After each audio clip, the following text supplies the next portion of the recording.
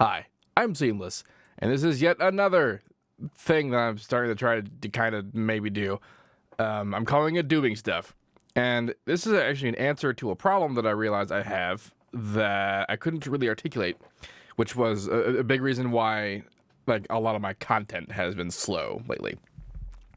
That's because the sort of the smart plan when you have a YouTube channel or really any kind of like artistic content of any kind is consistency.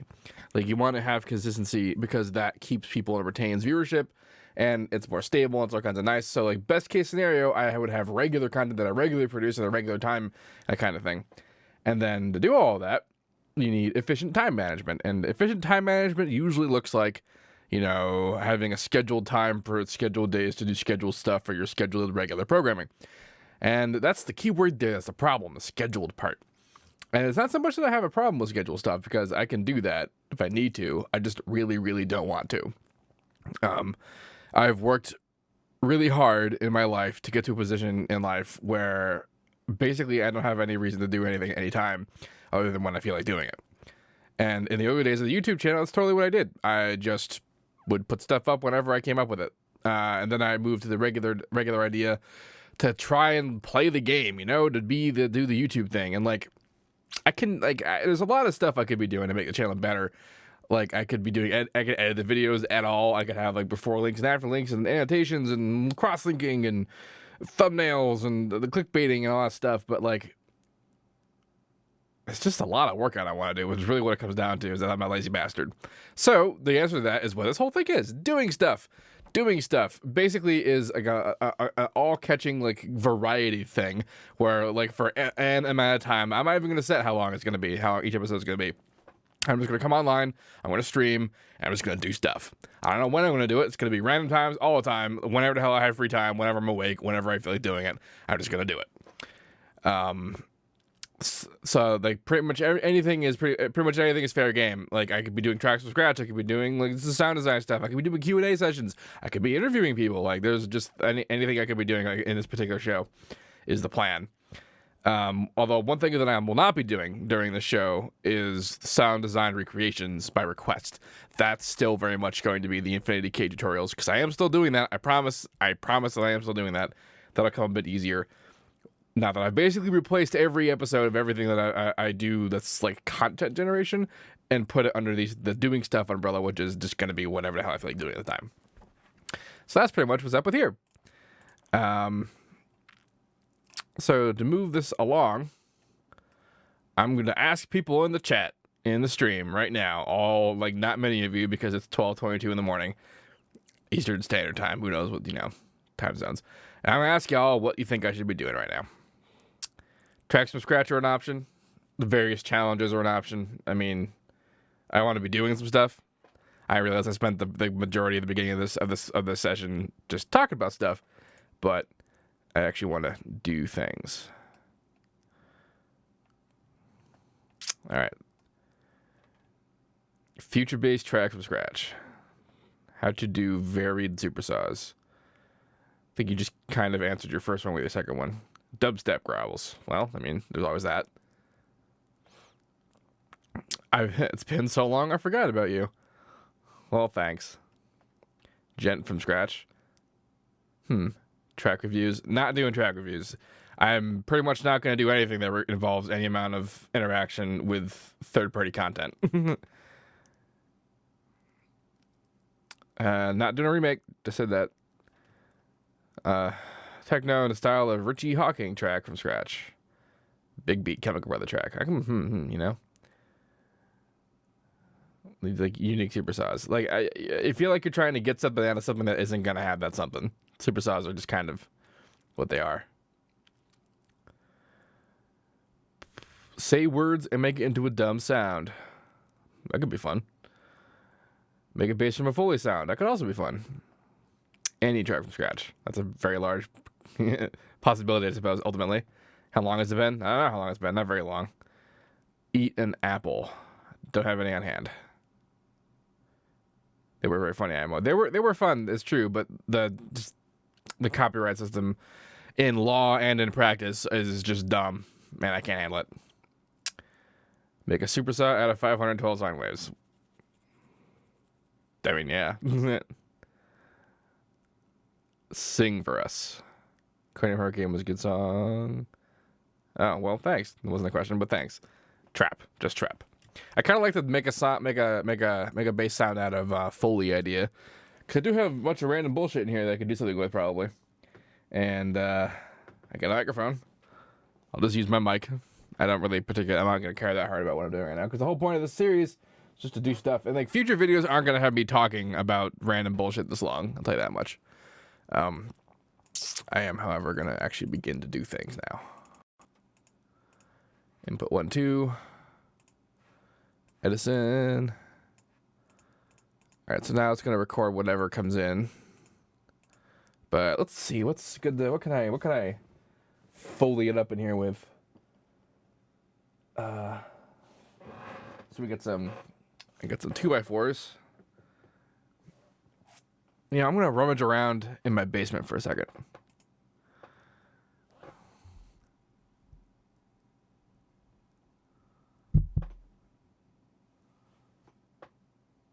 Mic not working? Oh, it's not. You should still be able to hear it. Did my mic die? No, it's still there. Freaking Jesus. BRB.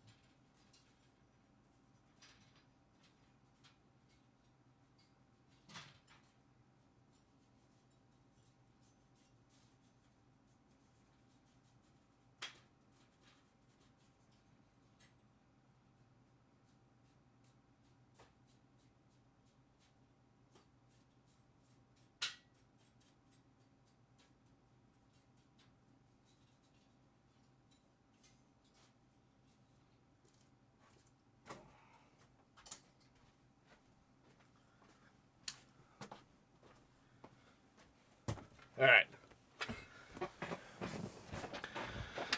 Okay, I have found a big old piece of metal. It's half of a bed frame. So it'd be better if my freaking camera worked, but it doesn't.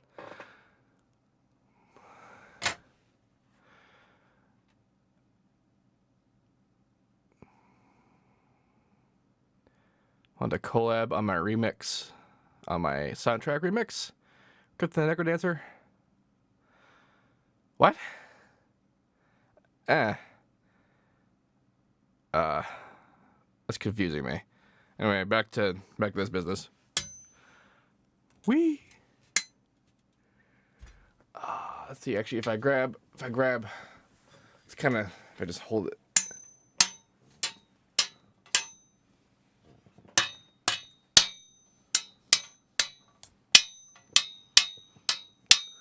That's loud, isn't it? Let's see what Edison thinks of this.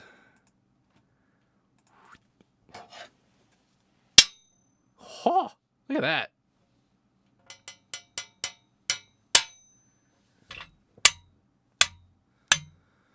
That's got a really specific tune to it. I wonder if I can change it. Oh, do that. What does that do? Nothing. Ooh, though.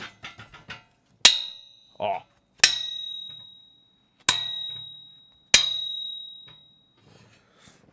I don't think I have a plan with that, though. Shit. All right. Okay. I'm pretty sure a whole bunch of that's clipping, but it's so high frequency that I'm pretty much okay with that.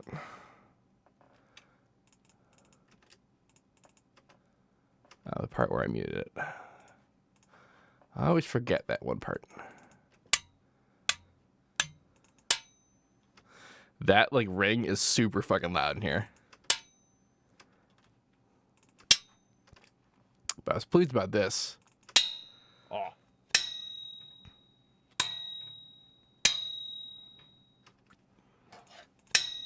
You know what I'm gonna do?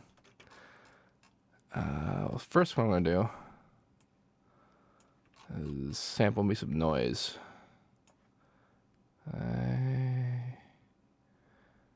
That's me rustling around, I think, but that's probably good right there. Denoise everything. Especially gets rid of this low, that's my computer in there, I'm pretty sure.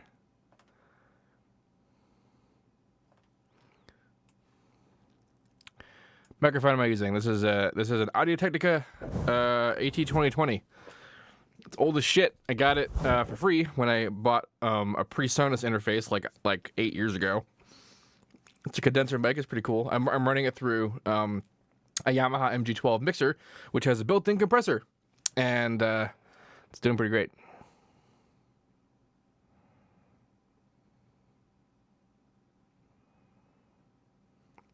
Soundtrack remix and the crypt. I'm still a little bit. I mean, if you wanna like inquire about business, you'll have better luck emailing me. Although that's not necessarily perfect because I'm kind of bad at answering email. Upgrade the S77. I actually sort of use that and this interchangeably. Like I've had the S77 older for like longer than this, but like honestly, like microphone technology is good enough that most mics are pretty much just fine. That sounds pretty great. Let's screw with it. Do some fun stuff to it, and then eventually I'm sure I'll get Harmer involved.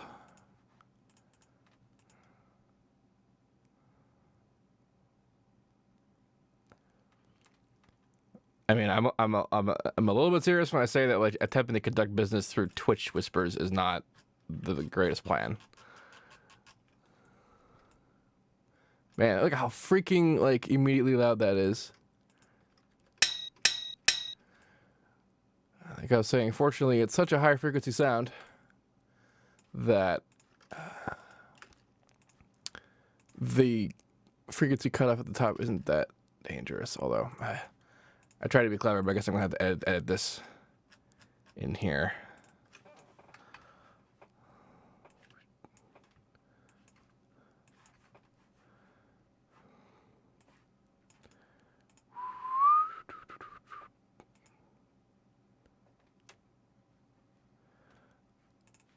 Twink. Whomp. Oh, that noise reduction did a good job. All right, I'm gonna do that, but that's technically, so then Control F, which is fade in. And then over here, I'm just gonna delete this, and then Alt F, which is fade out. Yeah, I just wanted this first one to have a solid beginning. Nice. Although, are you? I was gonna say I didn't record in 32-bit, and so it actually did, but the input recording is 24-bit because it's my microphone.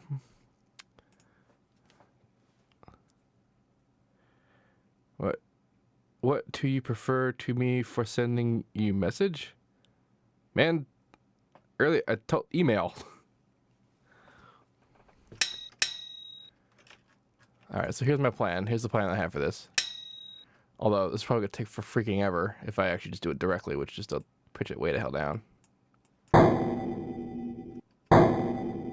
So that like NES like explosion sound that's happening right there is happening because of anti-aliasing, or rather aliasing, and because I don't have any anti-aliasing on.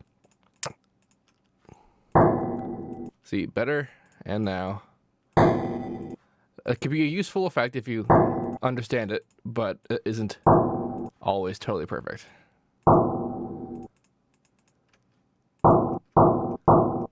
See, that's why that actually sounds like that low.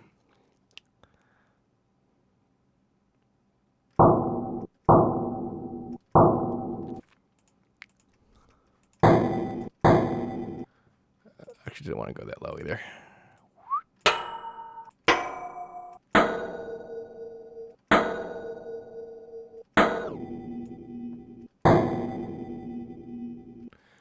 I actually want to go lower than this.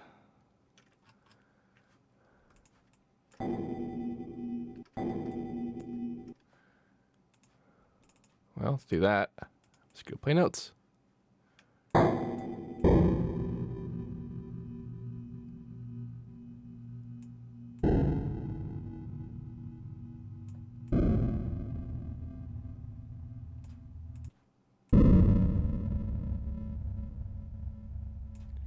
That's too low. Let's try this. Who knows what actual note that is?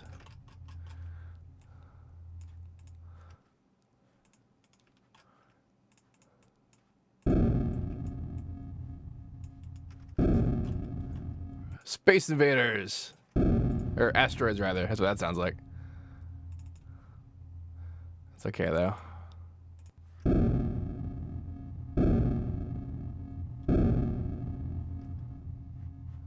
Oh, actually, though,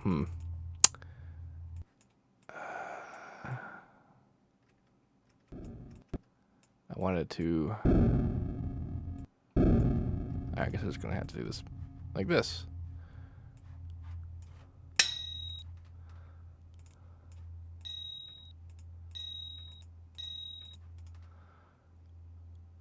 I wonder what would happen if I attempted to time stretch this down.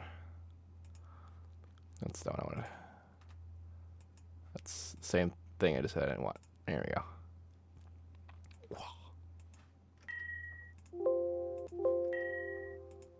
Oops. That is impressive. Damn it, I have a plan. I want this to work.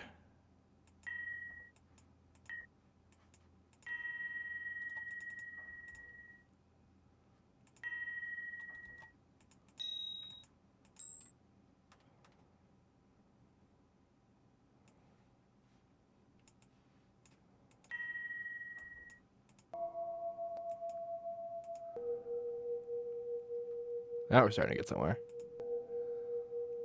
See, that's how I managed to figure out how to do that without freaking bit crushing everything. Shit. I hit a spacebar by accident.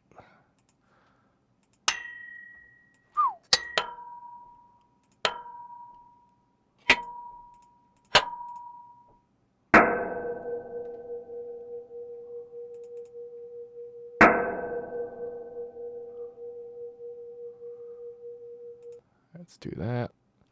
That made it super long.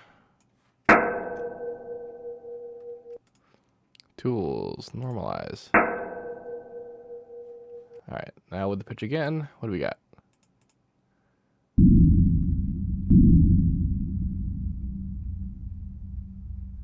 Is that where that is?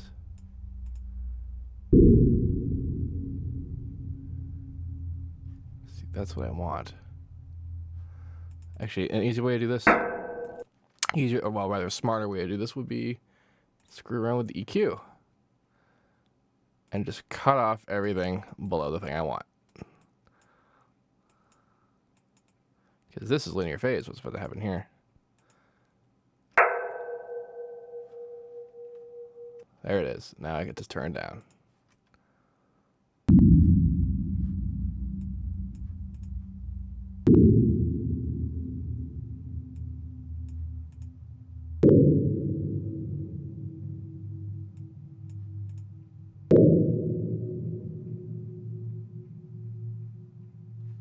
Oh, there it is.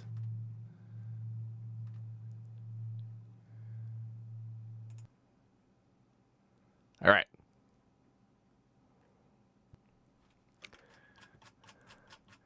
This thing's like 8 times longer than it was originally.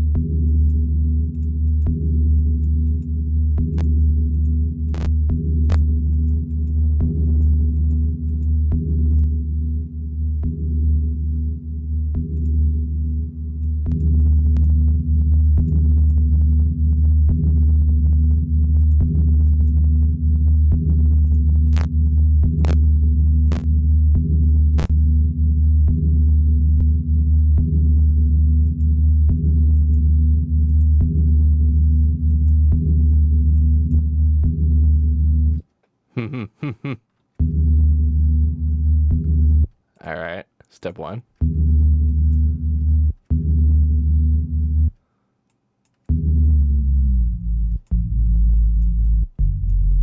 Ha! That's what I wanted.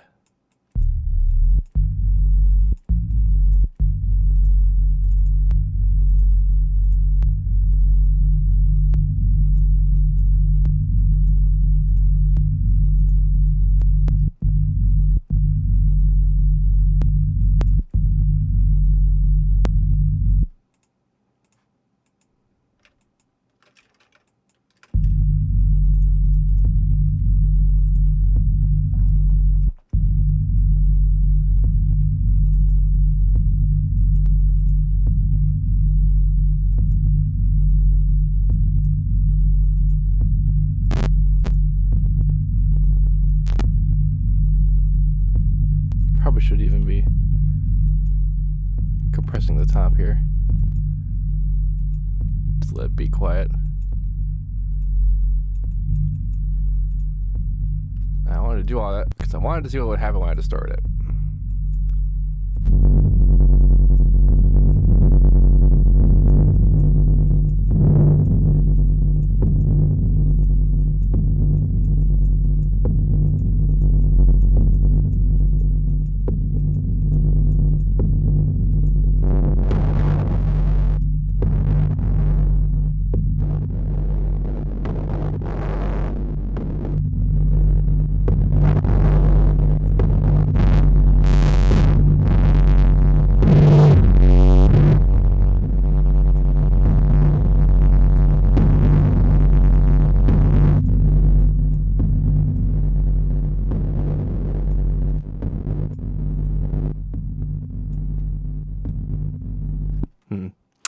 Probably should have guessed that wouldn't have worked out as well. Being so low and all.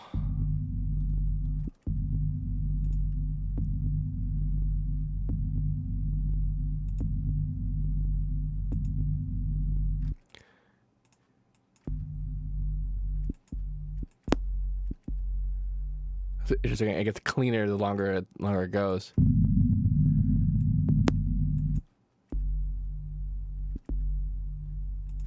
It's kind of a fun like a sub thing, I guess.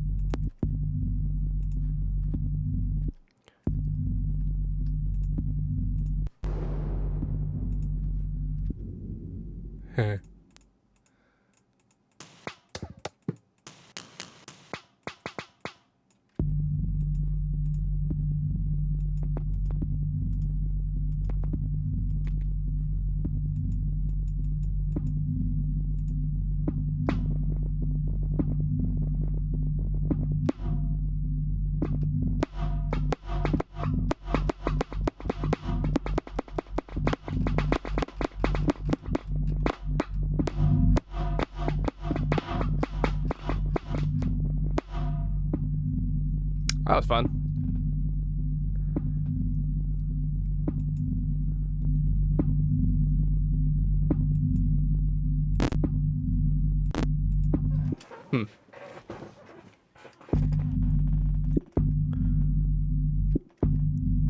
Well, I had some ideas about this being a bass, but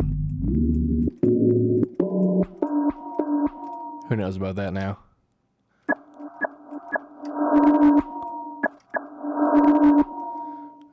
Oh, because I have the compressor. I was like, how could a thing possibly be clipping after I'm compressing it like that? And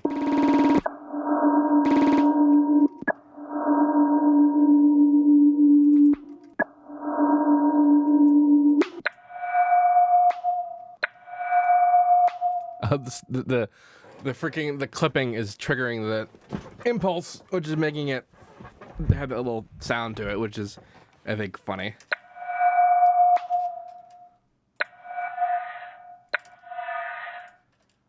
I guess we could do fun, like, choppy stuff. So how fast are we right now? Let's do 120. course, now I gotta.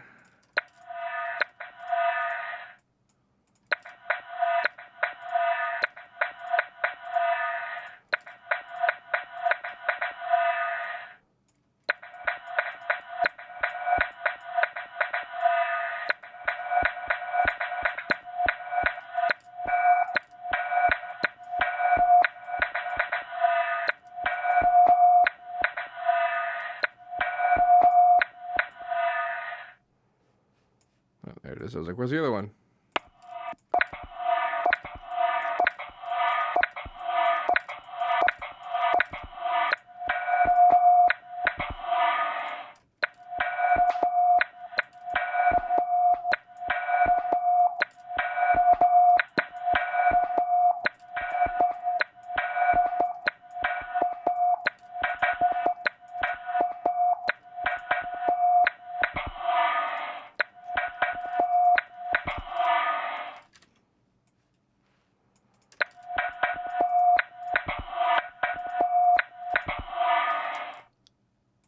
That's kind of neat.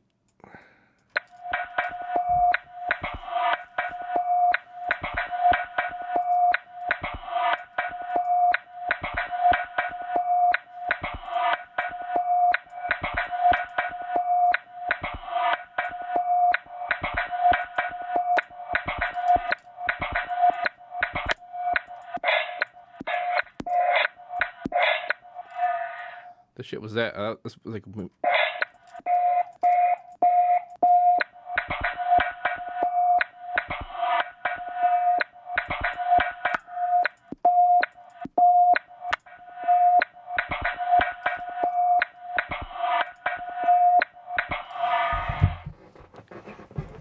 This is my Halloween track. Actually, you want to see my Halloween? That freaking preview I put up recently is basically that. I worked on it a little bit. That's not this one. Crap. Didn't mean to open this track. This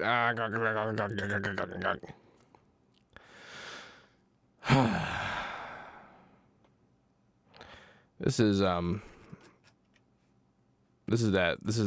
big dubstep one that I put up recently a while ago. But like actually, here, listen to some things that you haven't heard yet, because I haven't put up this version of it in a while. Like what's going on in here. Might as well since we're here. Let's start this here. I don't feel like playing through the whole freaking melody again. Before that, so I'll ask a question. We're a new electronic music producer. Start learning stuff. Harmony and file to make sure to make death step and dubstep. Tutorials include a start and someone I don't understand yet. Well, there's the FL Basics tutorials. That's pretty great. Including like in there is actually one like a whole series on how to use Harmor specifically. It's for FL11, but it's still relevant for FL12. There's also the FL12 Basics tutorial series that I've done, which is also totally fine. The How to Bass series is pretty much like your best bet for like the dubstepy kind of growls. And I don't do a lot of death step in particular, but like the biggest difference between like a regular dubstep growl and a death step growl is the amount of reverb and distortion you're using. So you can utilize the techniques that I teach and just change it up just like the tiny bit necessary to bring it there. And where's new Leviathan pack? I don't know. That's not something that I do. But like let's listen to this thing so far because it's fun.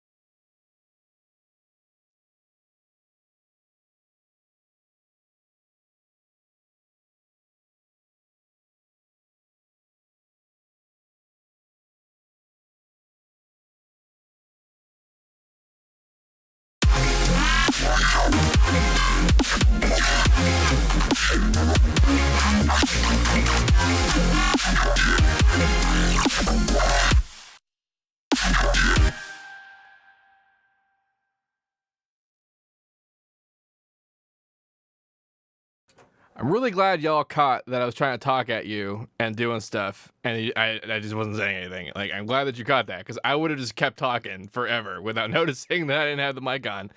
Good job, chat. Like I was saying, might as well look up some stuff. People were talking about, like someone earlier mentioned the VR sample. It's not actually a VR sample. It's things I made myself. But it was probably this bass here, this guy that you're thinking of.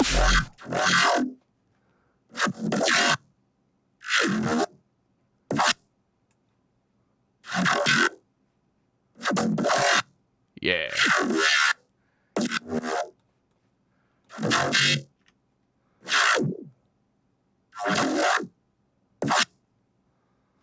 The other bass, in case you're curious what that sounds like by itself. There's a couple basses.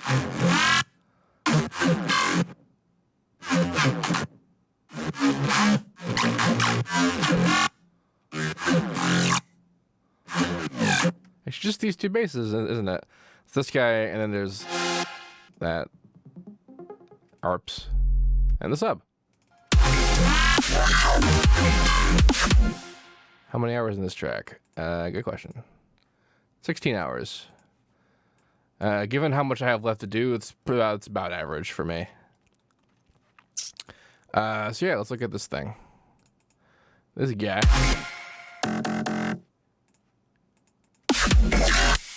Yeah. So there's a couple of things that are being automated. Wow. Generally speaking, though, some amount of FM business, like without all this stuff. This is what the original just sounds like. And then without the post. Is there anything in the post? Nope. So that sounds like. So that's that, and then distorted. And like the two things being automated are, I'm pretty sure it's just X and Y, and X is, yeah, okay, it's a volume of 2, and then I think Y is volume of 4. Yeah, so that's the FM coming from 2 and the FM coming from 4. So it's just modulating the amount of FM. And then there's a bandpass and a notch. That's the first thing after it's being distorted. It sounds like this. That's where a lot of that comes from. We have a little bit of a flanger going on, which is giving it this kind of movement to it, but it's combining with the compressed regular version. So this isn't getting compressed into the regular signal. So the signal is far more powerful than that. But then they together, plus some EQ, form a relatively a little bit more interesting of a signal. And that gets distorted again. And they put into a delay for some of that metallic effect. When I talk about death step, this is a pretty big thing in death step, which is to get a delay in there and then get a really, really small time variable, but then like crank the feedback.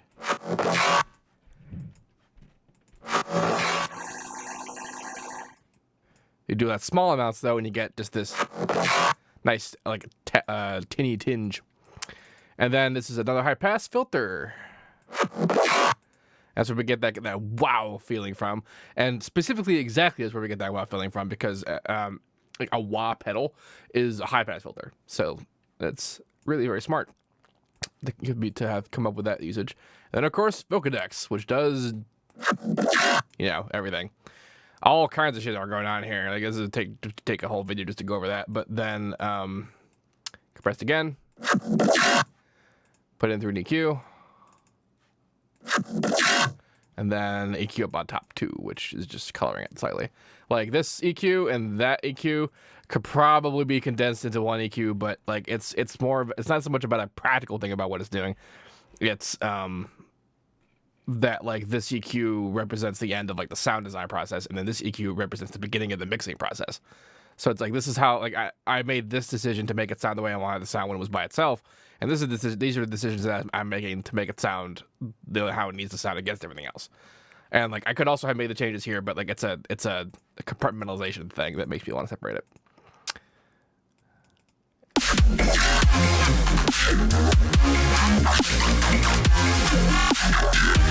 So like it's also very important to understand context for these sounds, because you're probably just thinking when you're hearing this that like, okay, cool, that sounded okay by itself, but it wasn't that impressive. In fact, it was a lot less impressive than it sounded like when it was in the song. And then we heard it again. We heard it again in context, and we think ourselves, that fits so much better than it did when it was by itself. And a big reason for that is that because there's no sub in the original.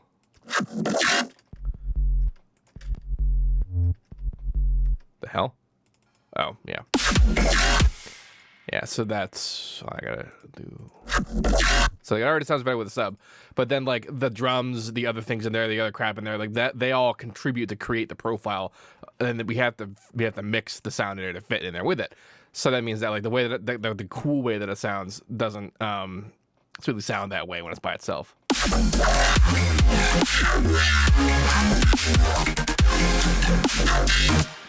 This is are most of the cool sounds from modulation? Yeah, they are.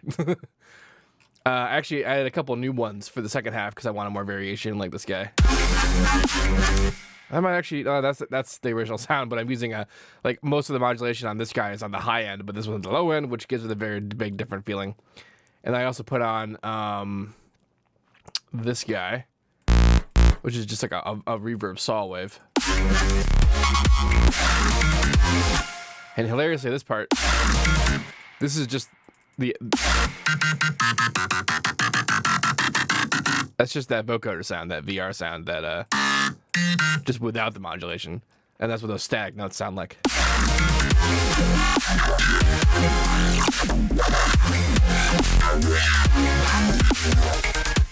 And the cool part about this section is that I did almost like this, just for this one bit here, I did almost no rearrangement of a part copy from the first part, but it still sounds original because of the slight variations in automation. Like that guy versus its original. That was that part first, and then now it's this. So like you could have the same arrangement, the same almost everything, but we can make it feel a little bit better by just having a little bit of variation. Now to the actual song that I wanted to actually show you, which is not that one. Although, do I want to show you that? I don't think I do. I think I need to keep that on the wraps.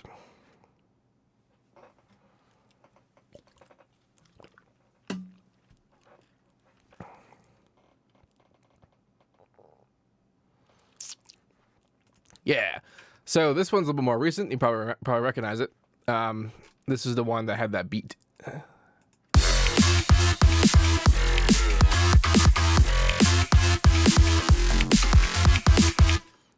And all that, whatever. Like this is the part that I had up on the preview, but I've designed an actual in between moments for it, and it's just spooky as hell, which was entirely unintentional, but I just thought it was funny that it came out that way.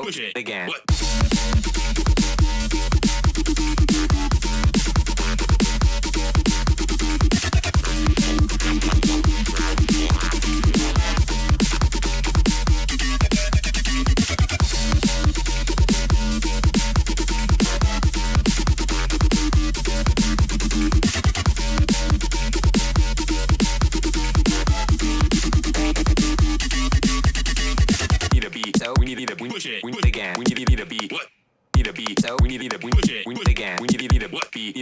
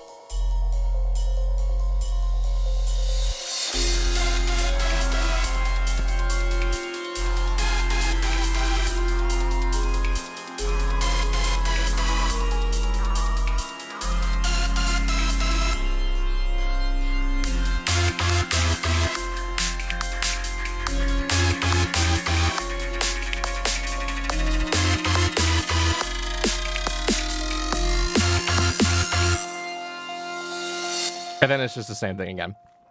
Check it to make sure I had the mic on. I had the mic on. Yay! Cool. Yeah, so this track was a lot of fun. A little bit hilarious because like this part, like I really didn't know how I was gonna get from here to here because like this still kind of sounds like an intro. Like I really didn't know what I was gonna do like about 4 of this, but I mostly just took the motif that was here and did it again, but without drums and bass. So that works out pretty great when it comes to writing intros. Yeah, so you like that freaking vocal chop that happened here? That's this guy. We need a beat. This guy. So easy. This guy. And we push it. This guy. Spin it again. And this guy. What time is it? With various time switching and whatever to kind of make it fit out. And then cut up, and done. We need a beat. So Push it again. What?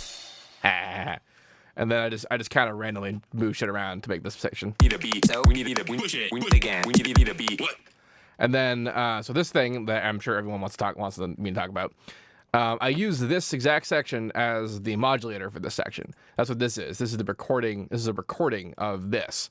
If I were smart, I could actually have this be the main part and the modulator at the same time, and eventually I might make that be the case just to sort of fix it. But just to make, because I didn't actually know this was gonna work, I made this just to make it a little bit easier for me.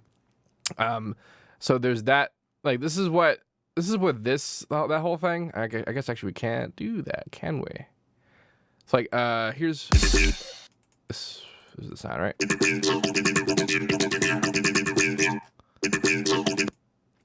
Oops.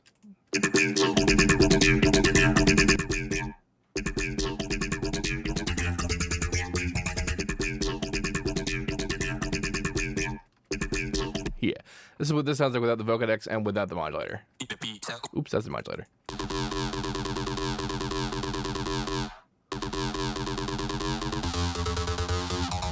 And here's the modulator. So this modulation here is actually a filter that's happening here. And that's what's helping us have the sharpness of everything. This is a full straight line, right? Yeah, I feel like that should have been sharper. But yeah. So that's what's going inside the vocodex to make this guy sound like this.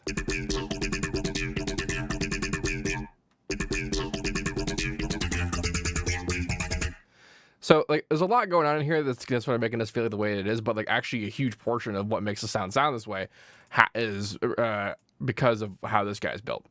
And this is just a bunch of like some saw waves and some square waves coming in here into a bandpass filter. And then the bandpass filter is having its cutoff modulated, but very lightly. Very lightly. And it's like this mod X parameter is being modulated here, and it's modulating on the same modulation that's controlling the filter on the modulator. So without that filter, it's just kind of out of control. So there's that. How do I make the bass and drop 1 part B? Are we talking about this sound? So that's what that sounds like without mastering and without sidechaining.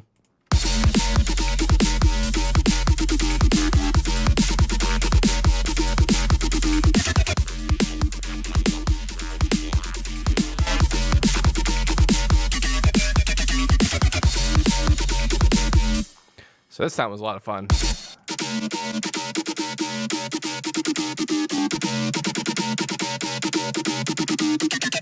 So first I made this sound, which is a sound that I use in the regular drop. That sound, yeah.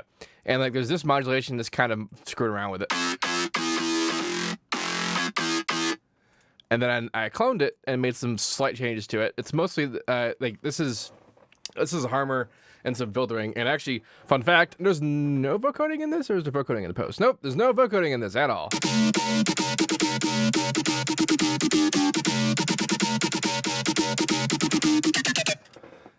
Yeah. So what the hell is this? Oh, this is the layer. So like really, principally, what's happening is that there's 2 layers here. There's this.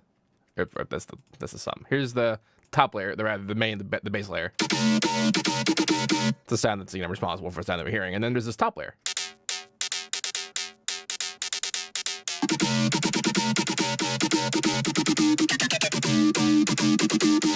So what's going on here in this first harmor?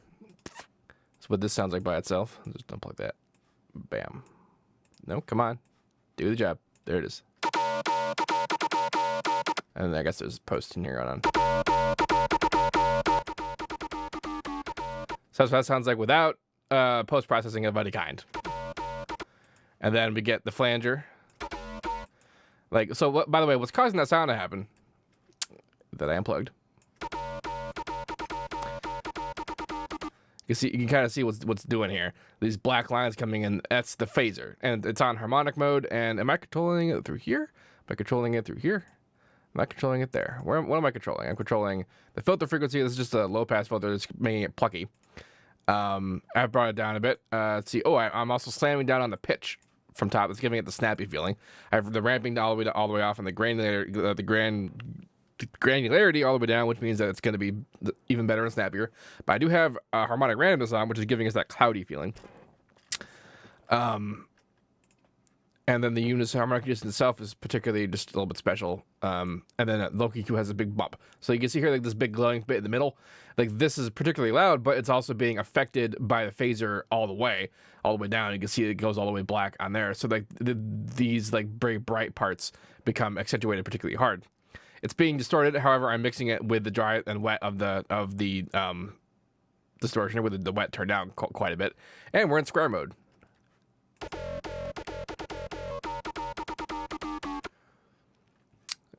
Yeah, it's more or less what's up with this sound. It's like it looks and sounds complicated, but the basic concepts behind it aren't that deep, at least at the generation level. So then there's the flanger part, and then that together gets compressed, and then we get filtered.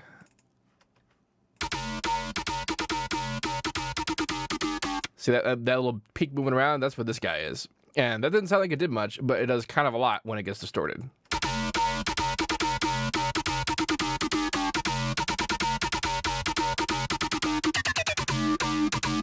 You can kind of hear it moving around up there. That wasn't I haven't mixed in there with the dry. So then there's the reverb, very light. There's this low pass, which is designed to allow room for the other layer to be in there, and then the convolver, which gets us a little bit. Oh, actually, this one's pretty cool. The kind of like talky reverby effect that we're happening is because of this guy.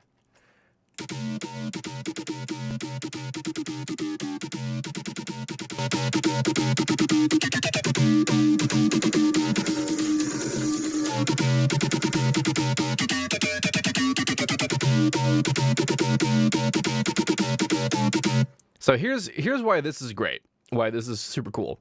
When we have a regular sound that we're making, and like there's a format profile that follows the note, like what usually happens when we have like a sample, is that like you get a big peak, right, and they come in here, and then that big peak is where that note is and it moves around pretty much no matter what. A filter, however, is usually independent of the pitch. I have keyboard tracking going on in the phaser right now, but so like if I wasn't doing that, this phaser would be in the same position no matter what note I'm playing, which means that the format quality doesn't change, and that means that the tone sort of no matter what notes you're playing, it sort of doesn't stick. I'm keyboard tracking a little bit more than 100%, which means that it's not actually moving directly the same, so it means the tone is somewhat changing, up and down and whatever. But this guy isn't moving. This is creating a tone that is that same kind of format control, but it's not moving. So that when this guy does move and its tone does change and this guy doesn't, the combination of the tones changes. Sort of like the distance between this guy's tone and the main tone alters, which alters the overall tone on everything. So that's pretty neat. This top guy is actually way less complicated than it is on the main dude because I reduced a lot of it to make it kind of work for this. But it's really just a big, it's not really that big. It's very small, actually, a small kind of pluck. The B part is on a fifth from the first one. It's just the filter pluck. Like, it's really not that deep.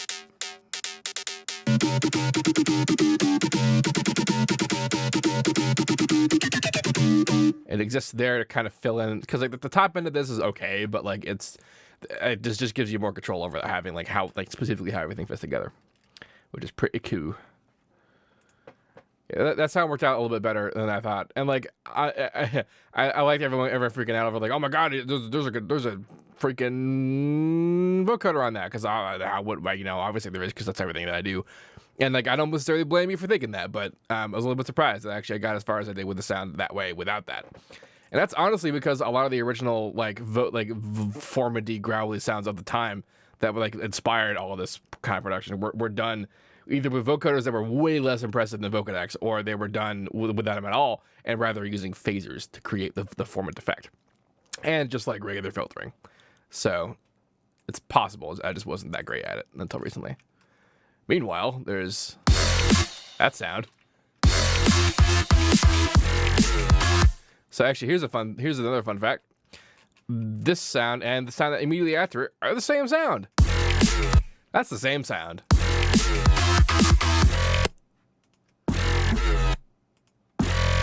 So we have the saw version and then the square version. And then that's what this is, the timbre mix. This is a sound that's about everything of what you expect from me. Some harmonic shenanigans that gets put into a vocoder, that gets compressed, that gets EQ'd, and then it's just that. And then I have a separate sub in there just to balance that.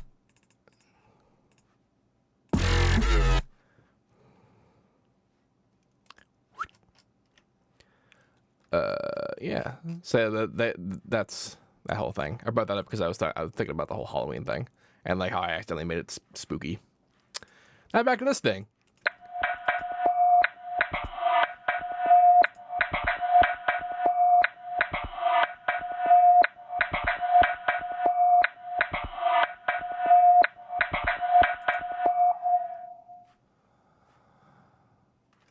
So because we did the pitch shifting with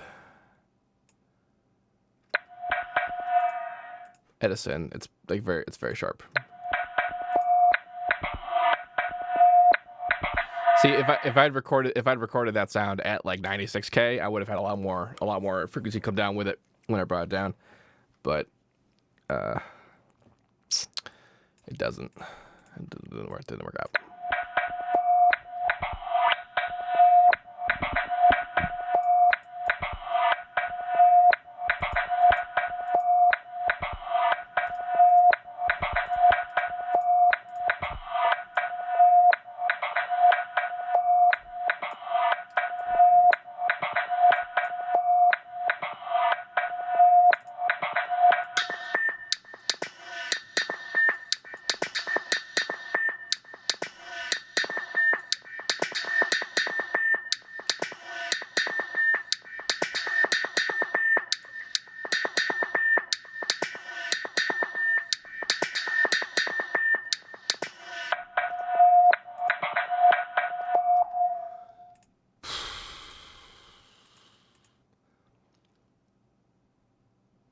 There's ways like I want to really return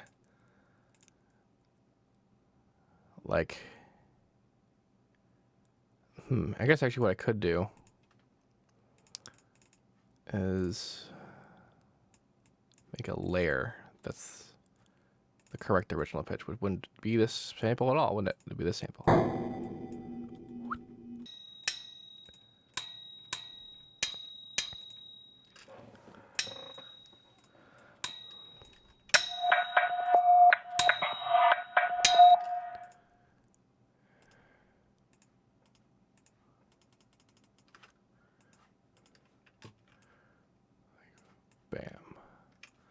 Bam.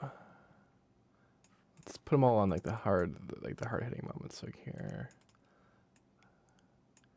It's like you can think of it as like a snappy ensemble.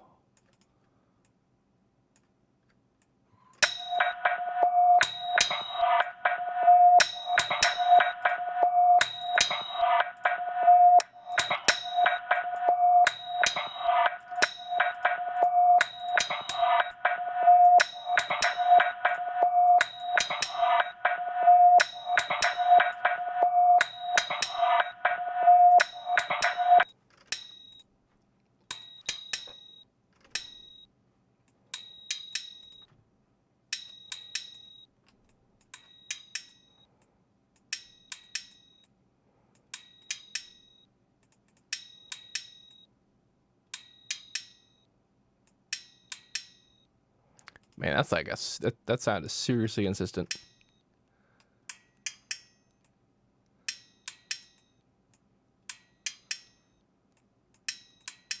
There it is. Let's get us a little bit of.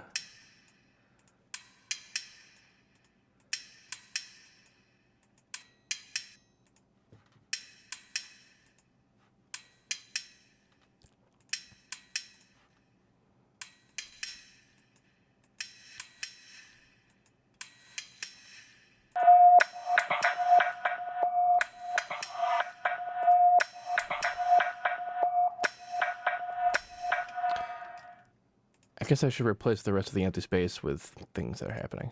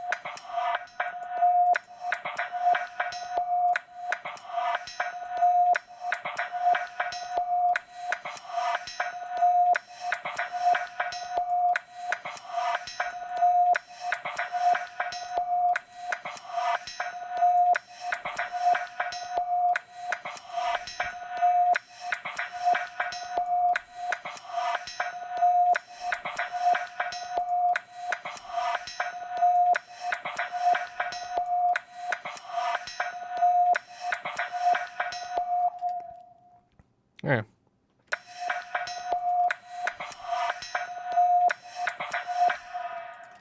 Gonna kind of aim on Tobin vibe out of this. You know, because of the whole bell and metal thing.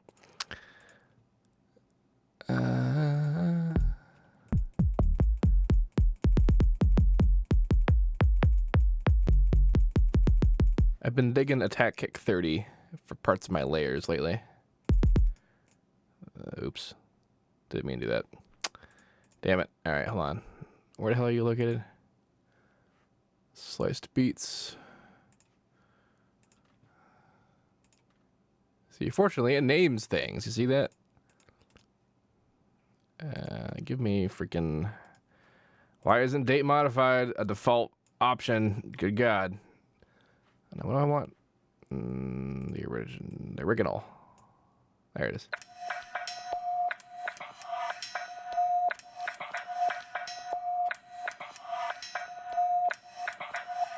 Is that not the right one? Is this the right one?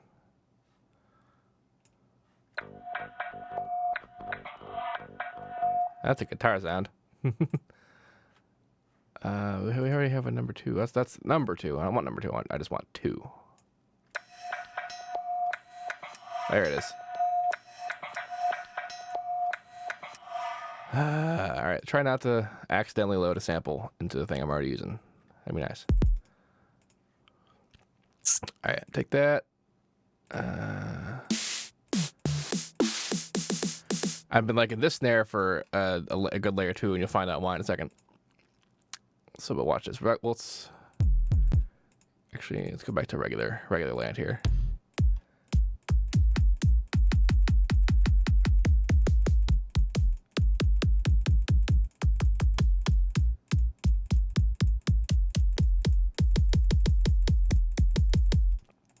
I can dig it.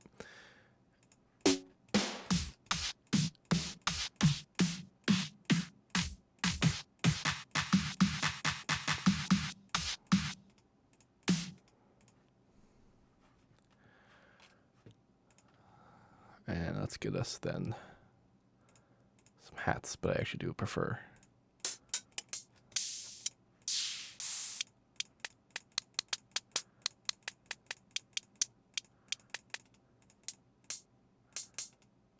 Nice. All y'all could just wee your way out of here. Control Shift L. All right, so we have sort of a bottom and a top of everything. Boom, bam, boom, boom, bam. 3 for the snare. And you're the tight one. And you're the loose one. That's what she said.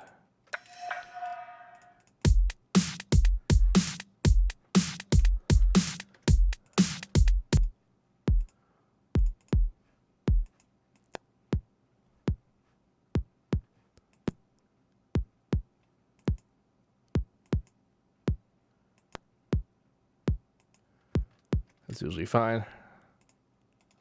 Oops.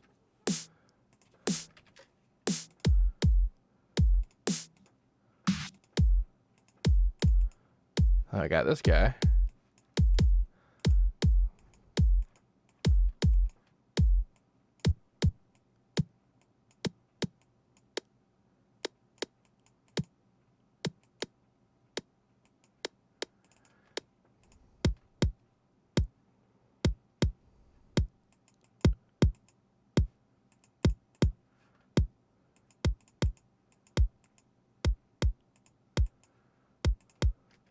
I gotta let the other one ride a little longer.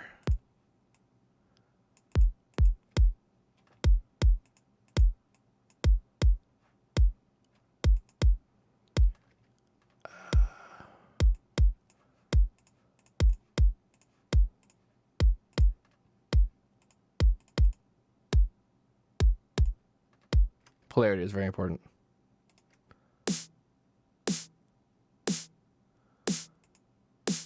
So this guy, a similar thing. He's got a great attack on him, so I like to just take it and use it just for that.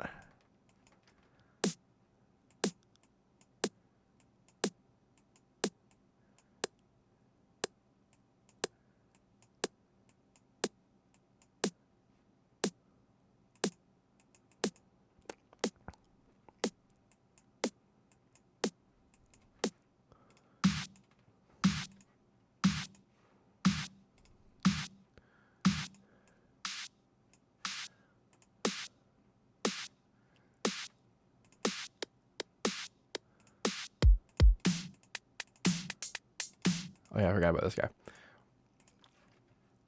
I got him here because to balance out.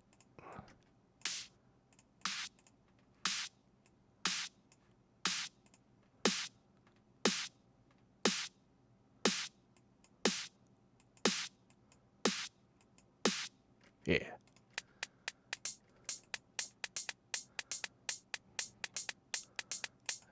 Turn these the hell down.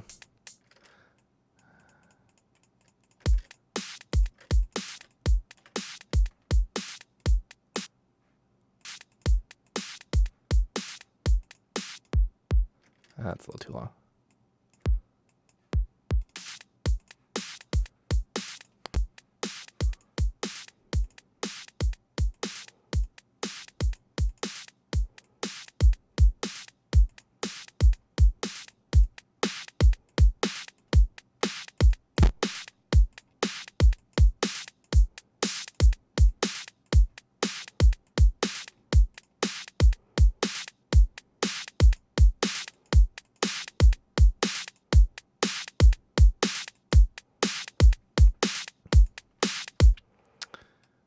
And I guess if I want to be really special, we can impart some room sound in here.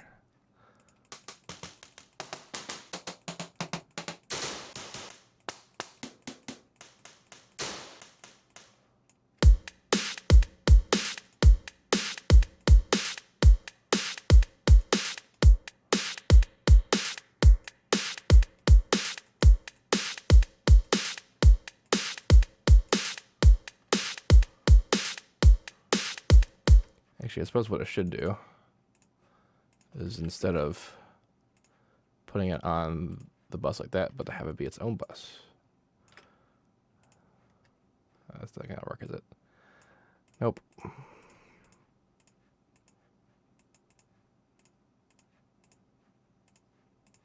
I guess I should have said right route to this track is what I should have done. Yep, okay.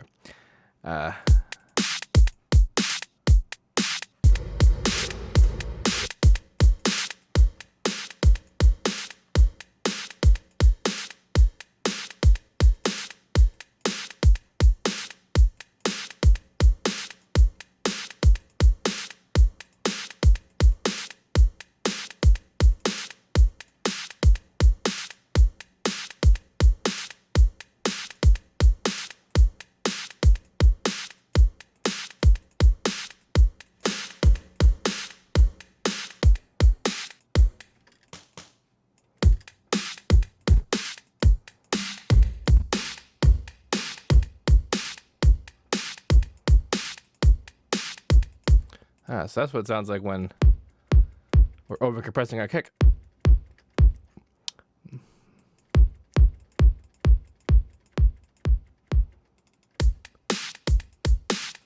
course, I haven't done that. It means the bass is now too low. If I bring it back up, then that's too much. So, different problem.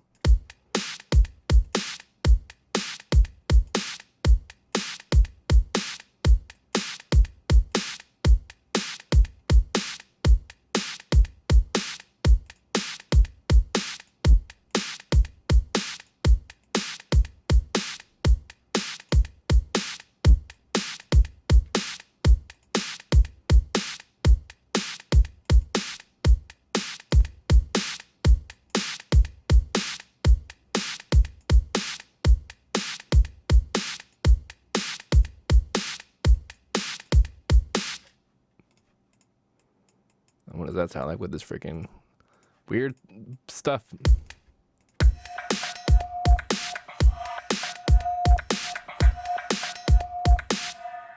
That was actually way fucking cooler than I thought it'd be. Holy shit. This should probably come in here though.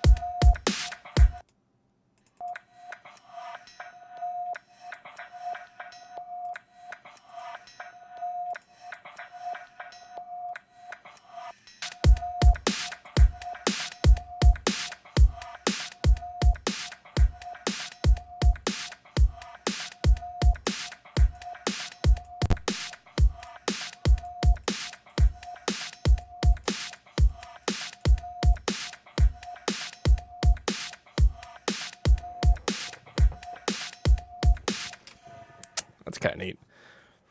I don't really know where to go with that. I should probably say this is something. What's today's date? 26th. It's 1:20, 10, 26, 16.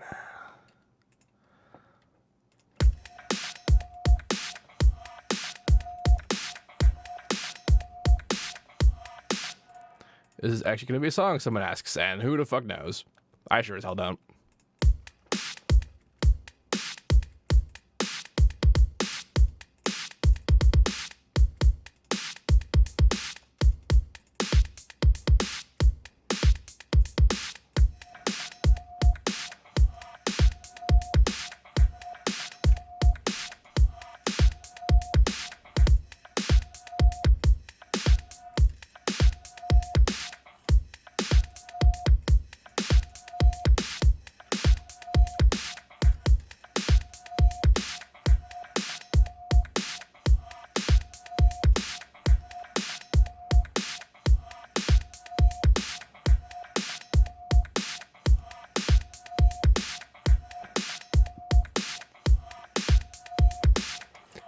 Only bummer about that is that the ringy bit tends to like overstay its welcome kind of heavily. I might have to get rid of it.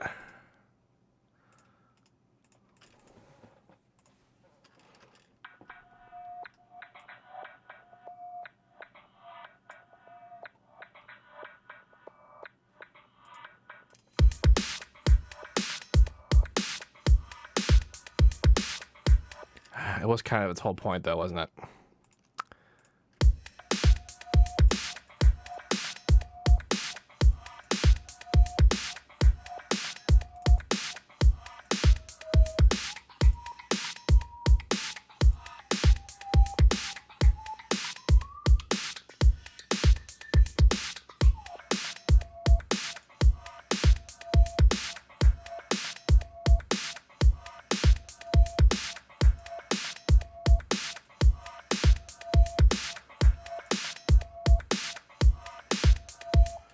So the actual way to do this would be to something like this.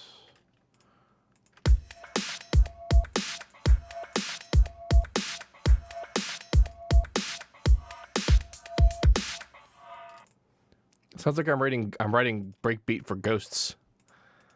Ghost beat. That should be something.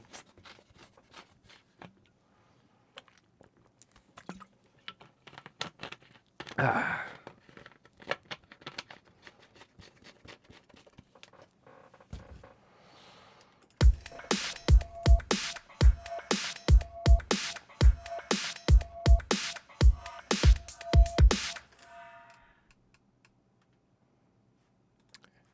That's something I haven't done in like 100 years.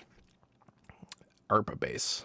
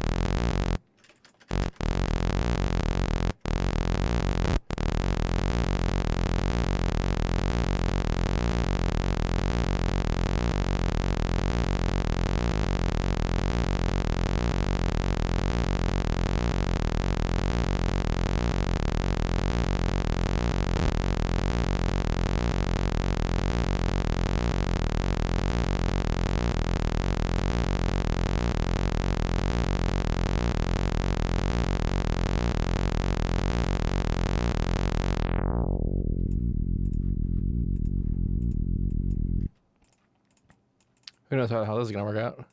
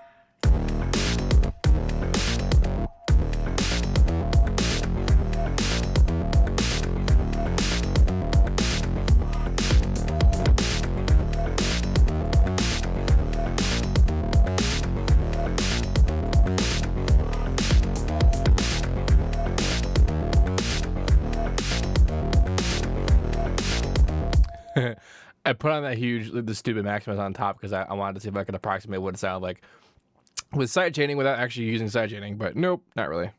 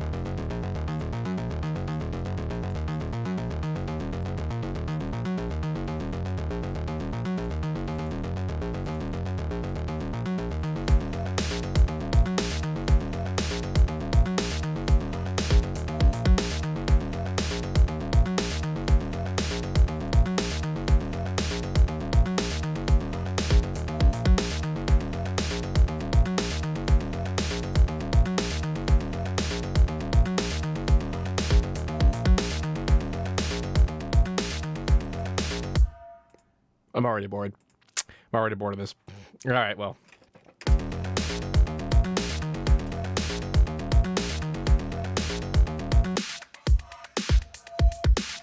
That was a fun experiment, walking around with trying to figure out Foley stuff. I might try to do some more relevant Foley things. I haven't really have a lot that's but I guess I'm just not being that creative. Ugh. Yeah, well, let's see how this whole doing stuff thing pans out. That'd be great, if this is just how this could work out like that. And the next time I'm doing it, are both things that I don't know.